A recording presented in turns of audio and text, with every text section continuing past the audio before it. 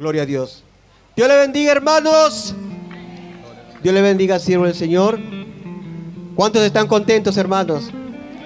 ¿Cuántos están en victoria? A su nombre, a su nombre, a su nombre otra vez. Dele palmas, dele alabanzas al Rey de Reyes y Señor de Señores. Gloria a Dios, hermanos. Estamos muy contentos, muy felices de seguir avanzando hacia la meta que Dios nos ha trazado a cada uno de nosotros. Queremos también expresar de que solo hay un solo Dios. Alabado sea el nombre de Jesús. Pues, hermanos, escuche la letra de esta alabanza que con mucho amor, con mucho esmero también nos hemos esforzado para poderle agradar a Dios, hermanos. A su nombre, hermanos. No deje de alabar al Señor, hermanos.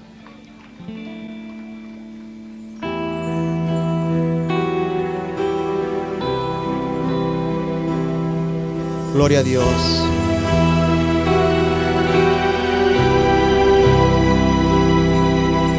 Todo ser que vive, alabe el nombre del Señor.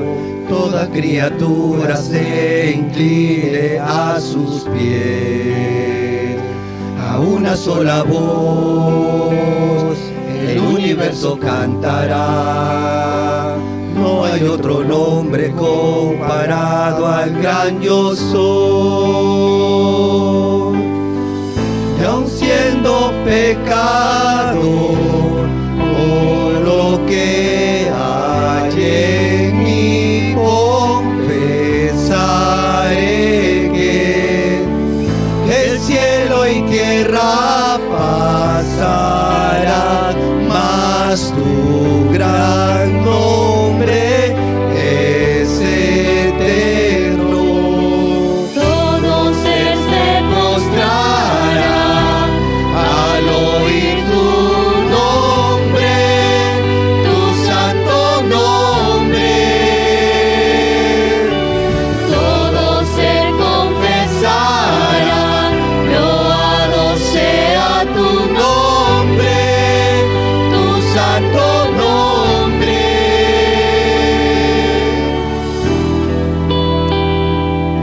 Aleluya. Alabe a Dios, hermanos. Alabe a Dios.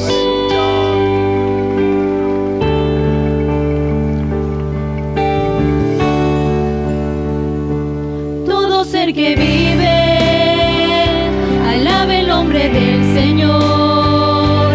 Toda criatura se incline a sus pies. A una sola voz, el universo cantará.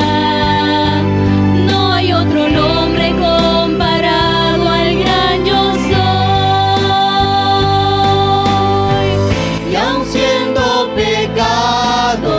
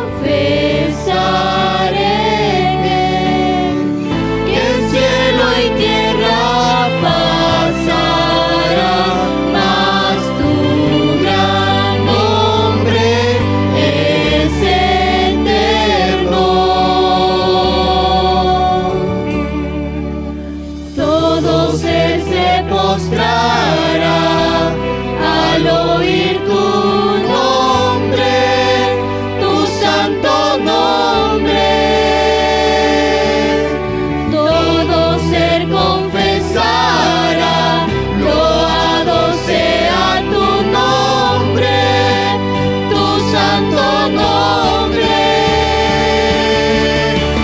Todo ser se postrará al oír tu nombre, tu santo nombre.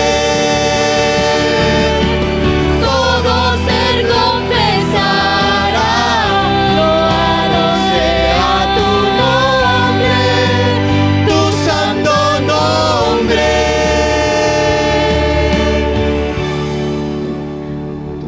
Todo ser que vive, alabe el nombre del Señor. Toda criatura se incline a sus pies. Amén. Bueno, el culto no puede estar completo si no hay la predicación de la palabra de Dios. Así que vamos a abrir las Biblias. Creo que hay suficiente iluminación para que todos podamos leer, porque dice, la Biblia misma dice que la fe viene por el oír y el oír por la palabra de Dios. Entonces, cuando leemos la palabra, también la estamos escuchando, y eso añade fe a nuestra vida. La palabra de Dios es el fundamento de nuestra fe, es lo que sostiene nuestra fe, es lo que nos ayuda en este caminar por esta tierra, el peregrinaje por este mundo, un mundo de tanta tiniebla por el pecado. Por eso el salmista decía que la palabra de Dios es lámpara a mis pies y es lumbrera a mi camino. ¿Por qué? Porque vivimos y estamos en un mundo entenebrecido, donde la mayoría de la humanidad tienen sus mentes, como dice Pablo, entenebrecidas. Y eso les ha llevado a un colapso, no solo mental, sino emocional y espiritualmente. Alabado sea el nombre de Dios. Su corazón está engrosado, su corazón se ha endurecido, su mente se ha reprobado, y se han entregado con avidez a la inmundicia, a la concupiscencia de sus corazones. Se han corrompido, dice la Biblia. Todos a una se han desviado, se han pervertido, se han corrompido, y el mundo se ha llenado de tinieblas, está entenebrecido. Pero en medio de las tinieblas hay una luz admirable, la luz del Evangelio. Cristo dijo a sus discípulos, y nos lo dice a nosotros, la parte de que somos parte de la iglesia del Señor, dice: vosotros sois la luz del mundo. La luz del Evangelio ha resplandecido en nuestras vidas. 2 Corintios 4:4 dice Pablo que el Dios de este siglo, Satanás, ha cegado las mentes de las personas para que no les resplandezca la luz del Evangelio. El diablo no quiere que la gente oiga el Evangelio. El único que se opone a que el Evangelio se predique se llama Satanás. En el libro de los Hechos tenemos al apóstol Pablo en su primer viaje misionero con Bernabé. Llegaron a cierta ciudad y empezaron a predicar el Evangelio. Había allí un principal, un procónsul, Sergio Paulo, y dice que oía atentamente el Evangelio. Pero había un hombre llamado Elimas, que era un brujo, que era un espiritista, un mago, un adivino, y se oponía, dice la Biblia, a que el Evangelio lo escuchara Sergio Paulo, porque el diablo sabe que cuando una persona oye el Evangelio es potencia de Dios. Por eso es que no estamos aquí predicando filosofías, simples creencias, tradiciones humanas, conceptos teológicos simplemente. Estamos aquí para predicar el Evangelio del Señor Jesucristo. Dicho sea de paso, en obediencia al mandamiento del Señor de ir y predicar el Evangelio a toda criatura. Cuando Pablo vio que este hombre se oponía, se volteó Pablo lleno del Espíritu Santo y le dijo: hijo del diablo, a ese Elimas, te opones y resistes a que el Evangelio se predique. La mano de Dios estará sobre ti, le dijo, y te quedarás ciego por un tiempo. Y dice la Biblia que el hombre se quedó ciego, tinieblas vinieron sobre él. Hermano, dice Romanos que la ira de Dios se revela desde el cielo contra toda impiedad e injusticia de los hombres que detienen con injusticia la verdad del Evangelio.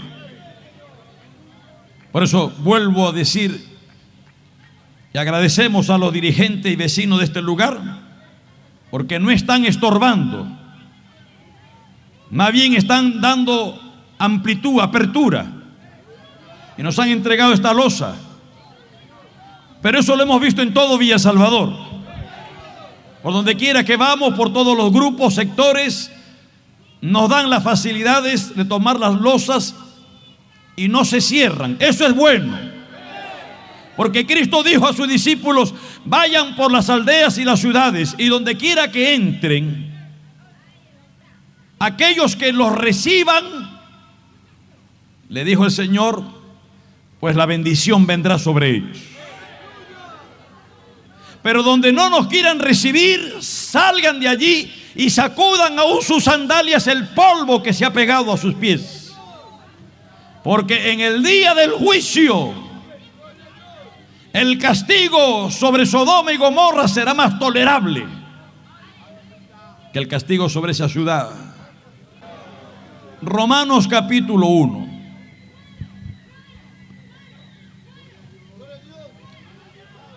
Nosotros no dejamos de alabar al Señor, hermano.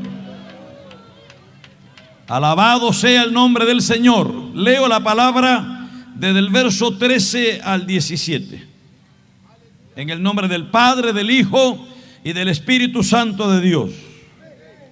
Pero no quiero, hermanos, que ignoréis que muchas veces me he propuesto ir a vosotros, pero hasta ahora he sido estorbado, para tener también entre vosotros algún fruto como entre los demás gentiles, a griegos y a no griegos, a sabios y a no sabios, soy deudor.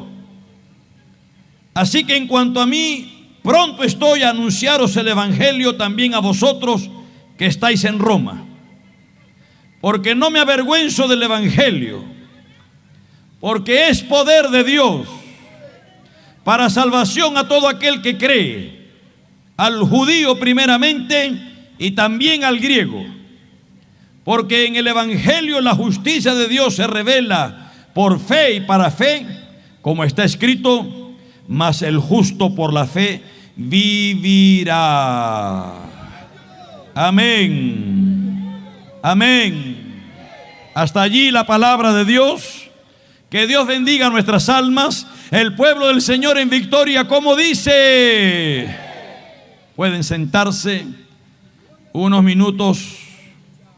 Siempre ustedes, como digo, respaldando con la alabanza. Gloria a Dios. Así como la ciencia médica y las medicinas existen o llegaron a existir y se inventaron, se fabricaron por causa de las enfermedades que aquejan al ser humano físicamente. Pues asimismo el Evangelio vino, es el resultado. El Evangelio, hermanos, amigos, Evangelio significa buenas nuevas, buenas noticias. ¿En qué consisten esas buenas nuevas? Esas buenas noticias. en que Dios amó al mundo de tal manera, porque Dios es bueno. Dije, Dios es bueno, gloria a Dios. Por eso es que no hemos sido consumidos, porque Dios ha sido extremadamente bueno con cada uno de nosotros. Yo sí puedo decir, Dios ha sido bueno conmigo, amado hermano. Yo no sé si usted, pero conmigo ha sido extremadamente bueno. Si está de acuerdo, dice amén, gloria a Dios. El evangelio, las buenas nuevas es esto, en que Dios no quiere que el hombre se pierda, no quiere que el hombre perezca. Y no estamos hablando de perecer físicamente, porque todos vamos a morir, buenos y malos, justos e injustos, piadosos e impíos, hombres y mujeres, niños, todos morimos de una u otra manera, somos mortales. Cuando hablamos según el evangelio que Dios no quiere que nadie perezca, no se está refiriendo a ese perecer de la muerte física, porque Dios para la muerte física pues ha provisto lo que es la resurrección de los muertos. Es decir, que aunque muramos, creemos que vamos a resucitar un día. Y esa es una de las promesas, hermanos y amigos, una de las promesas en la Biblia, de que Dios va un día a derrotar totalmente el último enemigo postrero, valga la redundancia, ¿no? Postrero, el último. Dios lo va a derrotar, dice la Biblia. ¿Cuál es el último enemigo, el postrer enemigo? La muerte. Pues Dios la va a vencer, la va a derrotar. ¿Cómo? Cuando el Señor nos resucite de los muertos. Porque la Biblia enseña que va a haber resurrección de muertos. ¿Cuántos lo creen, amados hermanos? Habrá resurrección de muertos. Dice el apóstol Pablo, a la final trompeta, con voz de arcángel, con trompeta de Dios, porque se tocará trompeta, y los muertos en Cristo resucitarán primero. Cuando Pablo habla en el capítulo de la resurrección, 1 Corintios 15, habla de que hay un proceso, pero también una secuencia. Gloria al nombre de Dios. La secuencia es de que primero va a resucitar Cristo, la primicia. Ya Cristo resucitó. No es que Cristo va a resucitar el domingo que viene.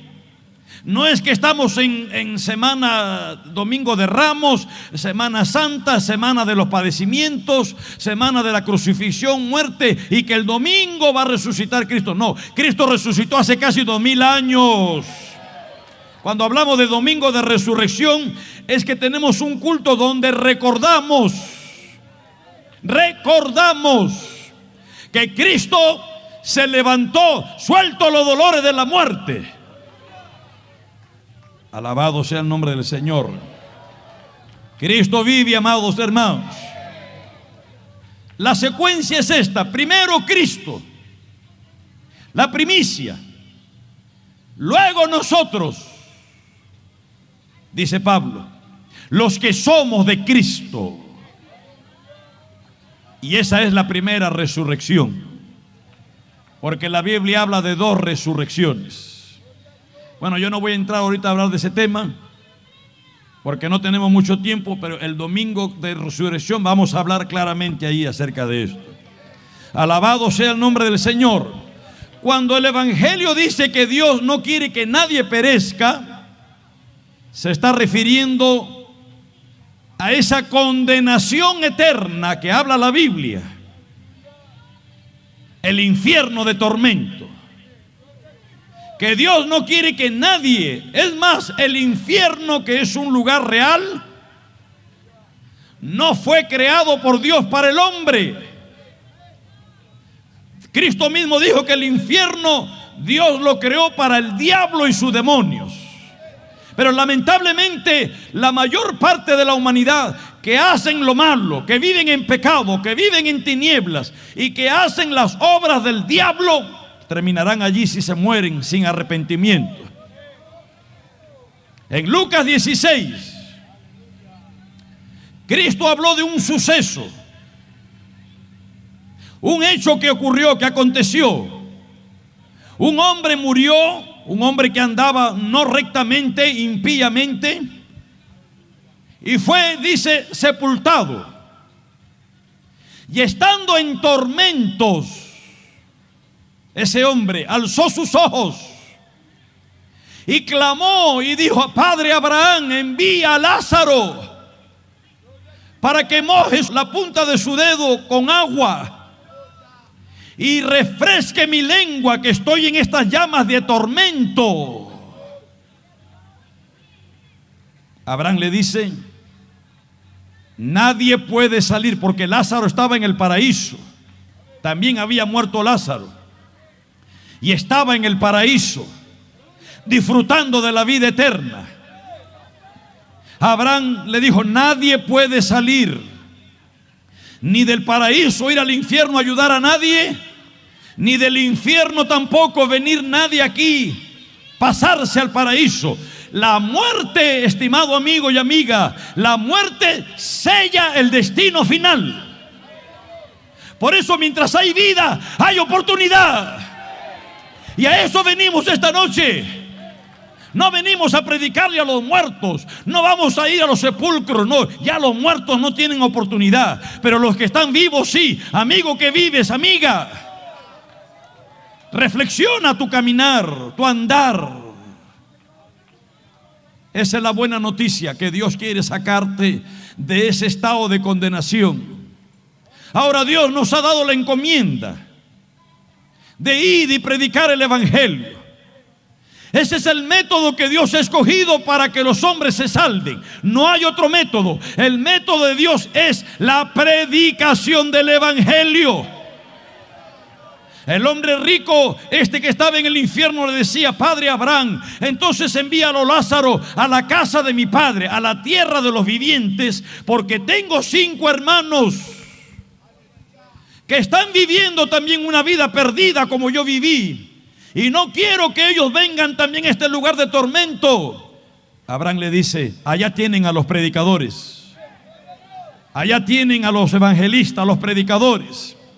Que oigan el evangelio, que oigan la predicación, porque si ellos no oyen, también irán a parar a ese lugar. Este es el método. Pablo dice que Dios ha escogido la locura de la predicación para salvar a los hombres.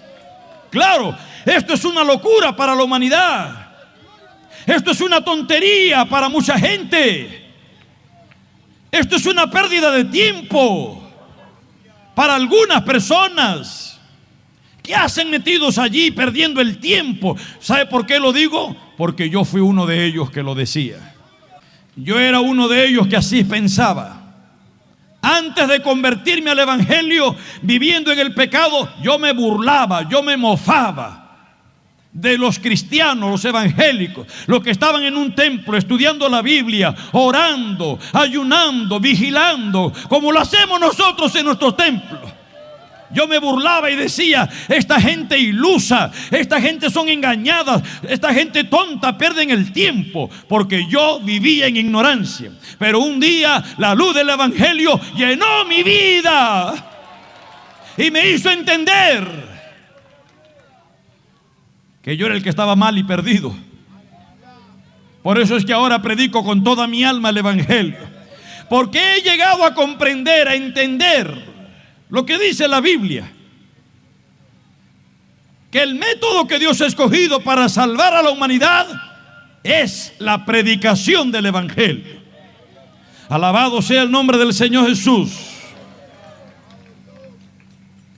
Pues el evangelio es el resultado de que la humanidad está enferma.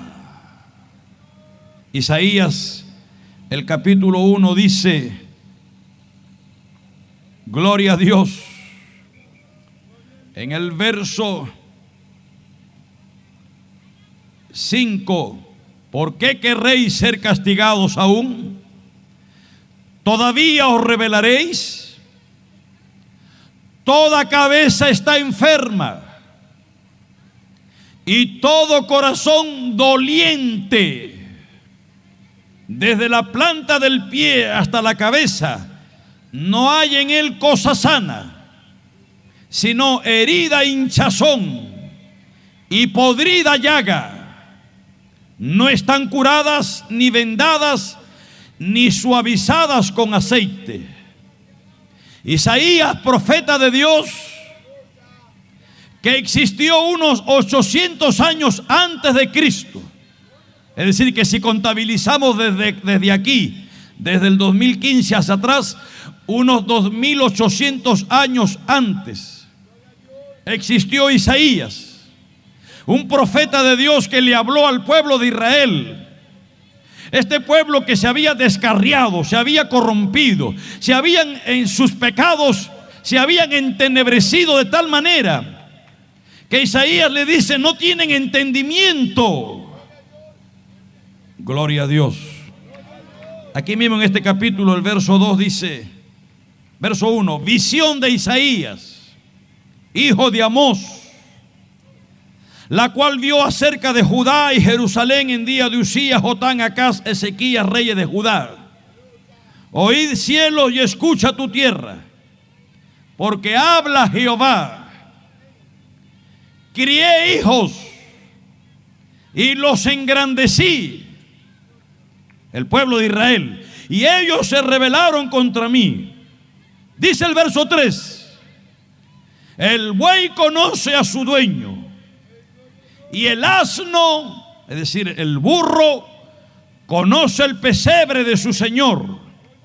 Israel, mi pueblo, no entiende, no tiene conocimiento.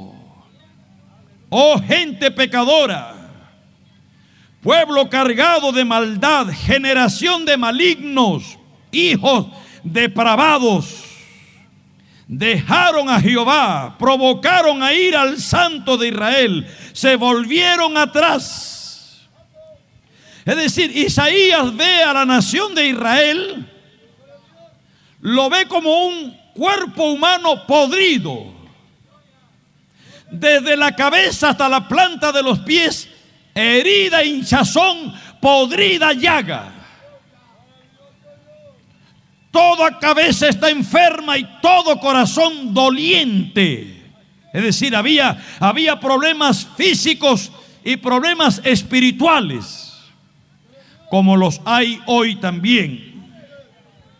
La humanidad está enferma físicamente, pero sobre todo espiritualmente. Ustedes tienen que saber que el 70%, dice la ciencia médica, el 70% de las enfermedades, las patologías que sufren la gente físicamente, son el resultado de estados anímicos. Es decir, que hay problemas emocionales, que hay problemas psicológicos, hay problemas espirituales. Ya lo dijo el sabio, el corazón triste seca los huesos, el espíritu triste seca los huesos, pero el corazón alegre hermosea el rostro, dice la Biblia. La mayoría de la humanidad que sufren enfermedades es por problemas emocionales, espirituales, psicológicos. El mundo está enfermo. El ser humano está enfermo físicamente, pero hay una enfermedad más terrible, que es la espiritual, que es la emocional, mental, y donde allí no llegan los médicos. Los médicos solamente pueden tratar el cuerpo físico, sanar, y algunas enfermedades esto, porque hay enfermedades que ya los médicos no pueden hacer nada. Y mucho menos pueden llegar al alma, al espíritu, donde llega el evangelio. Amén. El evangelio sí llega. El evangelio puede sanar el alma, amigo. Tu problema más grande es el problema espiritual. Hay una enfermedad espiritual, hay un mal espiritual. El corazón está doliente. Son una podrida llaga, dice Isaías. A la nación entera la ve corrompida, sin entendimiento. Se han desviado. Alabado sea el nombre del Señor. Alabado sea el nombre de Dios. Pablo sabía también de esta condición de la humanidad. Por eso es que vemos a Pablo, esa disposición que él presentaba, no solo a los romanos, sino a todo el mundo conocido. Pablo mismo dice que él, en esa disposición, le pedía a las iglesias: oren por mí, decía, para que Dios me dé palabra, para predicar el evangelio con denuedo, es decir, con valor, con intrepidez, pero también clara y potentemente, porque Pablo sabía de que el evangelio era lo único que podía romper las cadenas. Y esa disposición de Pablo de predicar el evangelio se movía por todo el mundo conocido. Él mismo dice: he llenado al mundo del evangelio. Alabado sea el nombre de Dios. Gloria al nombre del Señor Jesús. Pablo sabía también que predicar el evangelio no era cosa fácil, que no era una cosa sencilla, que no era cuestión de oratoria, que no era cuestión de ser simplemente un exégeta, un comentarista bíblico o un teólogo conocedor de las teologías. Pablo sabía que el evangelio se tiene que predicar en el poder del Espíritu Santo de Dios. ¿Están allí o no, amados hermanos? Por eso Pablo siempre buscaba el llenarse de Dios, la llenura del Espíritu Santo. Pablo recomienda a llenarnos del poder de Dios. No embriagarnos en vino, dice Pablo, lo cual trae disolución. Antes bien, hay que ser lleno del Espíritu Santo de Dios. Pablo también era consciente, repito, que predicar el evangelio tenía que atravesar sin número de dificultades. Cuando él escribe su primera carta a los tesalonicenses, en el capítulo 2 dice que él tenía mucho deseo de ir y varias veces intentó ir a veros, pero Satanás nos ha estorbado. Alabado sea el nombre de Dios. Aquí mismo también a los romanos les dice su deseo, su buena voluntad de llegar y visitarles para transmitirle un nuevo don, para comunicarles una nueva enseñanza, pero tuvimos estorbo. Predicar el evangelio no es cosa fácil. Llevar el evangelio, dice el salmista, irá andando y llorando.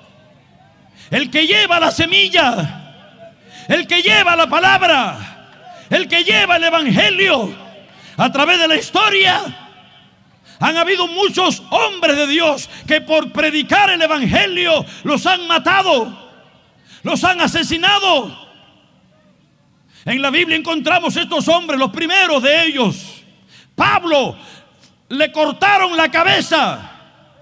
Nerón, uno de los emperadores más corrompidos y malvados que existió, allá por el año 65 de la era cristiana. ¿Qué hacía Nerón?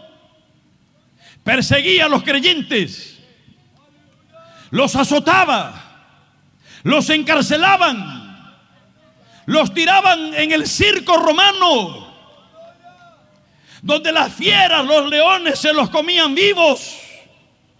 Los creyentes en ese tiempo tenían que vivir escondiéndose en catacumbas.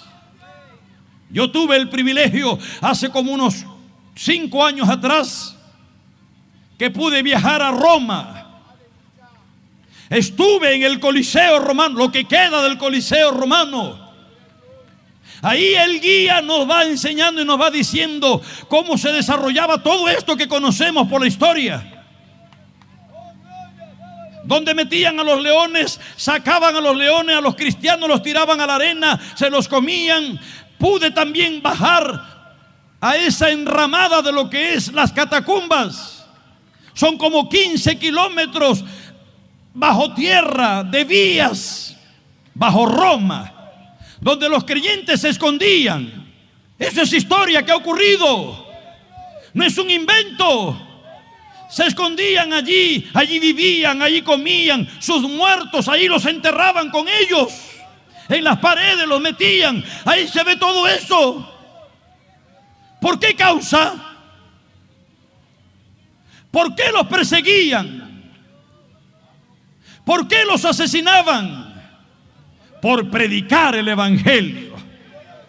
Cristo dijo: bienaventurados sois cuando por mi causa os vituperen, os persigan y digan toda clase de mal contra vosotros mintiendo. Gozaos y alegraos, porque grande es vuestro galardón allá en los cielos, porque así hicieron con los profetas que fueron antes de vosotros. Permítame decirles, hermanos y amigos, en estos tiempos modernos que estamos viviendo, se habla de una iglesia posmoderna, de una iglesia neoliberal. Se habla de una iglesia, se habla de un evangelio muy suave, un evangelio muy fácil, un evangelio muy cómodo. ¿Se da cuenta qué persecución sufrimos? Usted viene, yo también. Llegamos, nadie nos impide, nadie nos estorba. Gracias a Dios por esta apertura que tenemos. Pero no hay oposición. El evangelio se predica con libertad.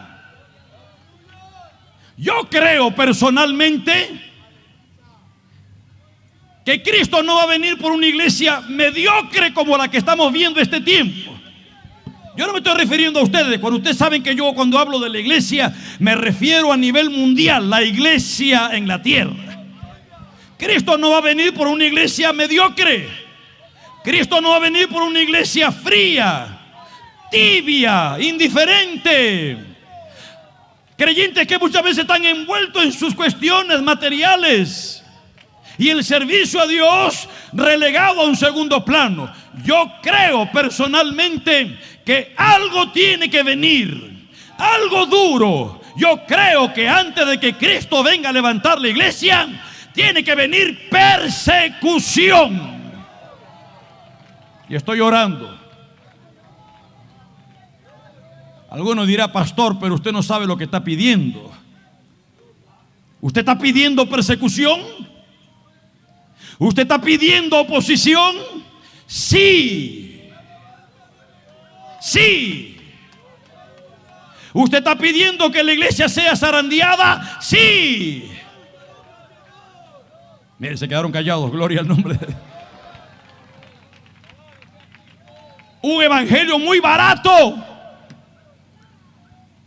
donde no hay temor de Dios. Por eso vemos legiones de creyentes fácilmente pecan, fácilmente se van al mundo, se corrompen. Y no estoy hablando de uno o dos, legiones, cantidades en todas las iglesias. Hasta predicadores adulterando. No estoy hablando de adulterar la palabra, estoy hablando de adulterio físico, emocional. Estoy hablando de creyentes y predicadores pornógrafos, metidos en pornografía. ¿Me están escuchando, amados hermanos? Y no pasa nada. Y no pasa nada. No. Hay que ponernos a orar, amados hermanos. Que Dios zarandee la iglesia. Que Dios purgue la iglesia. Que Dios limpie la iglesia. Para que cuando Él venga, regrese por una iglesia pura, santa, sin mancha, sin arruga, ni cosa semejante. Alabado sea el nombre del Señor. Alabado sea el nombre de Dios. Hoy no hay distingo. No hay distingo. La iglesia está tan mundanalizada que ya no se nota, ni los ángeles notan ya Porque hasta la música que se tocan en algunos lugares son músicas rock and rolleras, rap, rock, merengue, salsa, rap, raperos en los altares, rockeros en los altares, salseros en los altares. No, por favor. ¿Ese es el evangelio? Pero eso es lo que está ocurriendo en la mayoría de las iglesias. No se ve la santidad, no se ve el brillo de la gloria de Dios. Cristo habló, cuando habla en el capítulo 13 las parábolas del reino, habló de la parábola de la cizaña, que un campo se sembró trigo, pero de noche mientras dormían los agricultores, entonces vino el maligno. Ese es el problema, que hay estadios en que aquellos que son los defensores del evangelio, los apologistas de este tiempo, están durmiendo en sus conveniencias, durmiendo en sus acomodos, durmiendo en sus intereses personales, durmiendo en sus intereses económicos. No les importa las almas, no les importa las vidas. Lo que les interesa es el ego humano, la soberbia humana, el esplendor humano, el nombre, el renombre. Y la iglesia ha entrado en un estadio de dormitar, de sueño espiritual. Y el diablo está ganando ventaja. Se está predicando un evangelio barato, se está predicando un evangelio adulterado, se está predicando un evangelio de conveniencias, se está predicando, como dice el apóstol Pedro, gloria a Dios, se está predicando veneno desde muchos altares. No digo todo, muchos sí, pero hay hombres que todavía mantienen la sana doctrina. Pedro habla de que en los postreros tiempos algunos falsos maestros van a introducir encubiertamente herejías destructoras. ¿Por qué? Porque está durmiendo. Hay un adormecimiento. Yo creo que Dios tiene que hacer un llamado, un despertar. Tiene que sacarnos de ese letargo. Algo tiene que ocurrir, amados hermanos, que despierte a la iglesia, que la iglesia se levante poderosa, no con el poder humano como hoy quieren hacerla. A la iglesia la quieren empoderar políticamente. Ese no es el poder de la iglesia. Hoy se habla de influencias, porque se tienen hasta congresistas que están a favor, y estos llamados pastores, pseudo pastores, que han dejado el pastorado para ir a meterse de congresistas. Yo digo, eso es grave delante de Dios. Dejar el ministerio, dejar el pastorado para ir a meterse al Congreso, para ir a meterse de políticos. Se han equivocado, han perdido el norte, se han desviado. Por eso el diablo está metiendo su cizaña y no hay quien salga al frente.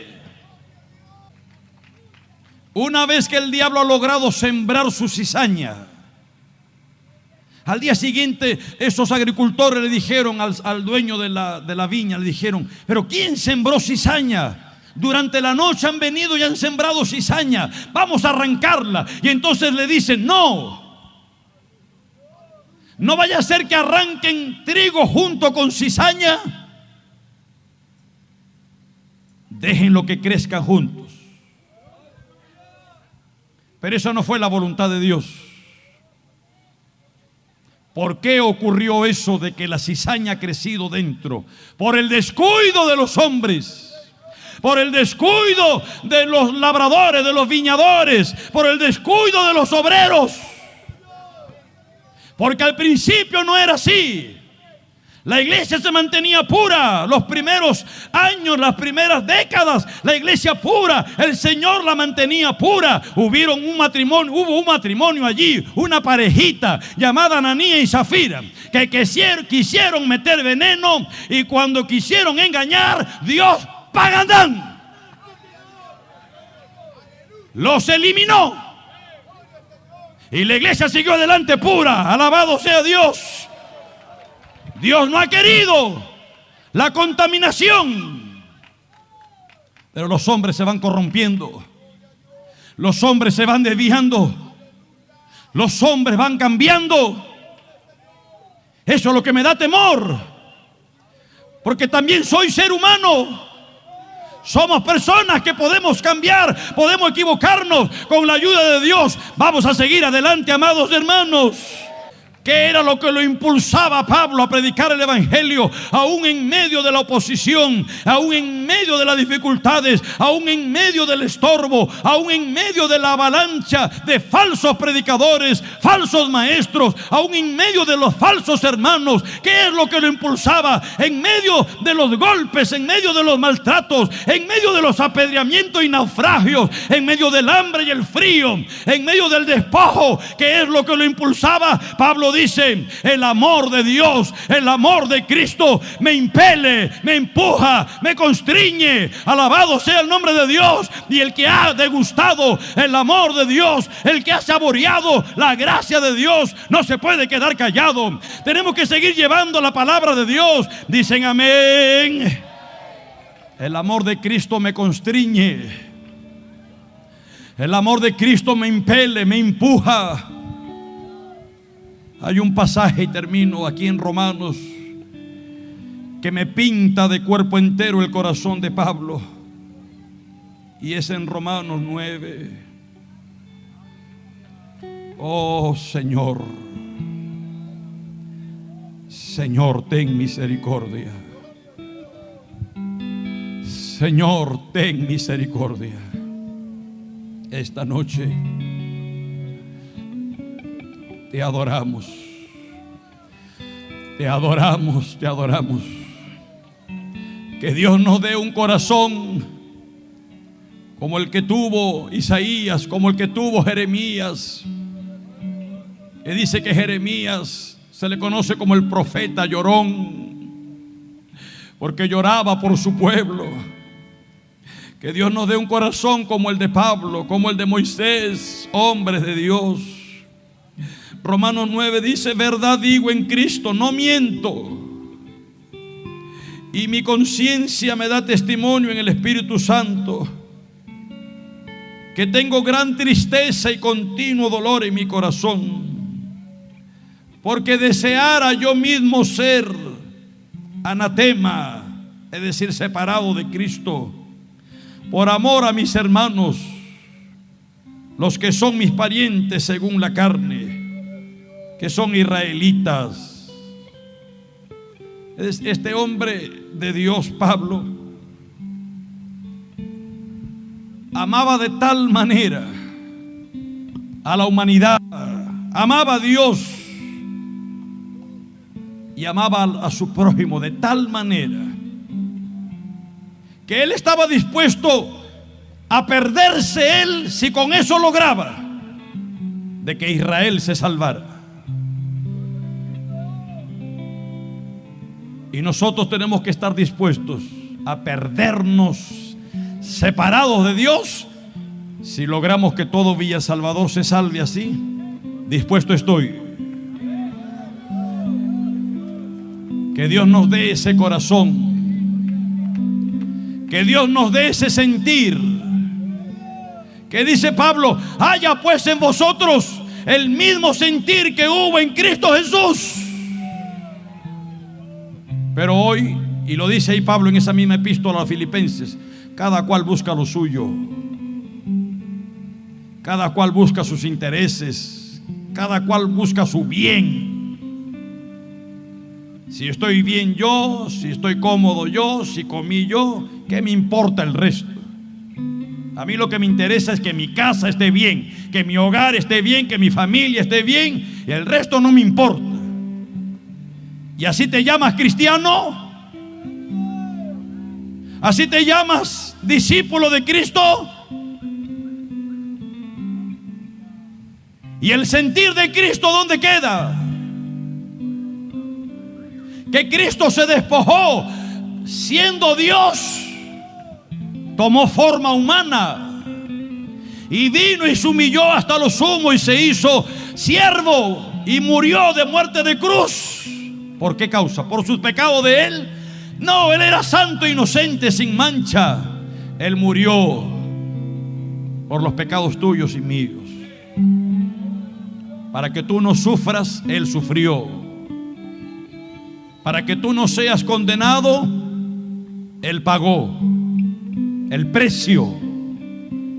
La paga del pecado es muerte. Él murió, pero Dios lo resucitó y lo ha hecho Señor y Cristo. Póngase de pie. Dame un nuevo corazón, Señor, un corazón para adorarte, un corazón para servirte. Dame un nuevo corazón, Señor. Levante sus manos todos. Dame un nuevo corazón, Señor, un corazón para adorarte, un corazón para servirte. Dame un nuevo corazón, Señor, y limpio como el cristal, dulce como la miel. Oh, un corazón que sea como el tuyo, Señor, limpio como el cristal, dulce como la miel. Oh, un corazón que sea como el tuyo. Yo quiero hacer una invitación de parte de Dios, extenderle una invitación, amigo, amiga. Te he hablado con mi corazón, a tu corazón he hablado de parte de Dios. ¿Por qué queréis ser consumidos?, le dice el profeta Isaías al pueblo. ¿Por qué queréis ser castigados? ¿Todavía os rebelaréis? Deje el impío su camino y el hombre inicuo deje sus malos pensamientos y vuélvase a Jehová, al Dios nuestro. Aunque tus pecados fueren rojos como la grana, dice Isaías, serán emblanquecidos como la blanca nieve, la blanca lana. Pero hay que dejar el pecado. Yo quiero hacer una invitación esta noche. Si hay aquí alguna vida que ha oído el Evangelio y que se da cuenta, reconoce que no está andando bien delante de Dios, pero esta noche quiere reconciliarse con su Creador, reconciliarse con su Hacedor, para que Dios le sane el alma primeramente, que está enfermo, el corazón doliente, y por ende también el cuerpo físico. Quiero orar. Si aquí hay alguna vida que quiere la oración personal, voluntaria, por usted y por su familia, mire, yo le invito a que levante su mano derecha ahí donde está. Si es que hay alguien quiere oír de su boca que usted le diga: Señor, perdóname, perdóname, Señor, sálvame, Señor, perdona todos mis pecados. Dígale: sálvame, sálvame el alma, Señor, salva mi alma. No quiero, Señor, perderme en la condenación. Ayúdame, Señor, a romper con el pecado, a romper con la maldad. Ayúdame, Dios mío, a poder consagrarme a ti. Perdóname, me alejé de tus caminos. Dejé que el mundo me envolviera. El mundo me atrajo y me distrajo, Señor. Pero hoy vengo a ti y te pido humildemente: perdóname. Recíbeme como tu hijo, tu hija. Sálvame. Sana mi alma. Señor, pon paz en mi corazón y sana mi cuerpo también enfermo, adolorido. En el nombre de Jesús, pídale a Dios.